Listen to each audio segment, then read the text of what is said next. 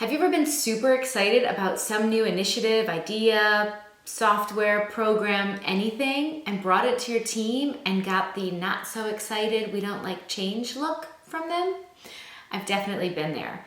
Today we're going to talk through how to make sure that you get your team on board with changes so that you can keep growing and thriving in your interior design business. Today we're going to think tank your business to make sure that you have more financial freedom, more creative freedom, and more free time to do what you love. I'm Sandra Funk, and this is Design Sips. Cheers.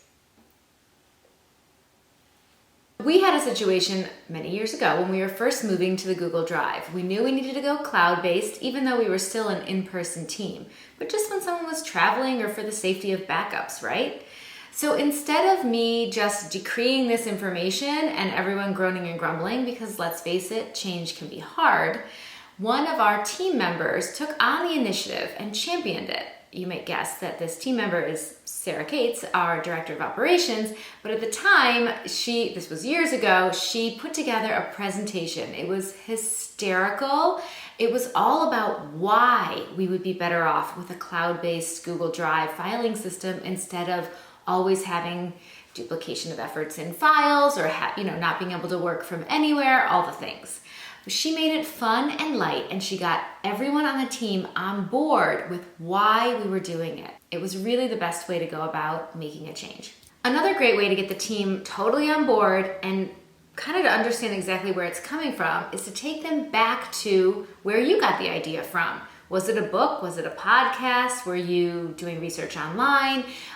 It is so wonderful, and obviously if it was just research online, you can probably find a YouTube video or something that will help your team understand why we're making this change. That is the most important point. If you can show them that their work will be easier, there'll be less double work, there's benefit coming down the pipeline, then you can get them to be on board with change, even if it's a little hard in the mix. For instance, right now, our team is rereading one of my favorite business books, Start With Why, if you didn't catch the drift with my Get 'em in on the why. And I've read that years ago. I use it all the time. It's kind of shifted how I think of always going back to the root of the reason we're doing something. Now that the team is reading it alongside me, I can see the shifts all the way across the team of even how we're hiring, how we're implementing, how we're writing scripts. It's really amazing. I've been talking about it for years, but for them to experience it step by step as the author laid it out to me, it takes it deeper and they understand it at a completely different level than just being told to start with why. Definitely try to bring them all the way back to the beginning of your journey and bring them along so they understand the bigger picture of why we're making changes. Cheers to that. When you're making big changes, you need to think about chunking out time and making it fun.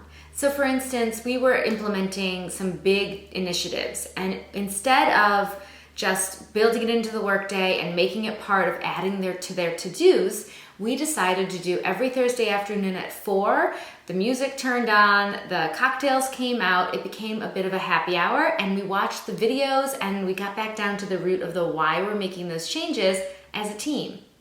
Another great example, we were cleaning out the library, and instead of doing it after hours or again adding it to their current workload, we picked a day. We knew it was going to be casual dress.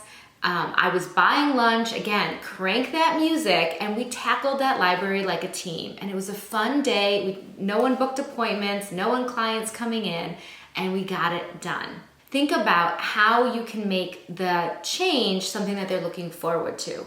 We've even heard of designers when they're making great big changes doing like a little retreat where the team maybe rents an Airbnb, they're all there together and they're doing an intensive. If there's like big learning curves that need to be, taken in. That's a great way to bond with the team, make it fun, make it something they're looking forward to, and get everyone behind that change.